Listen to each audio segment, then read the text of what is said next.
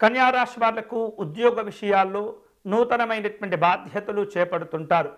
ఆర్థికపరమైనటువంటి అంశాల్లో గతంలో కొన్ని ఇబ్బందులు ఉన్నప్పటికీ నెమ్మదిగా వాటి నుండి బయటపడేందుకు తీవ్రంగా ప్రయత్నం చేస్తుంటారు. కుటుంబపరమైనటువంటి అంశాల్లో సంతోషకరంగా ఉంటుంది.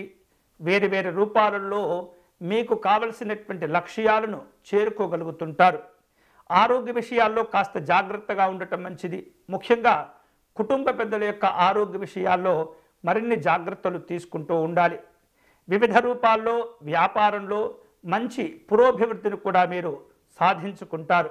వేరు రూపాలలో ప్రయాణాలు చేయవలసిన అవసరాలు ఏర్పడుతుంటాయి. ఉద్యోగ విషయాల్లో నూతనమైనటువంటి బాధ్యతలు చేపట్టవలసిన అవసరాలు ఏర్పడుతుంటాయి.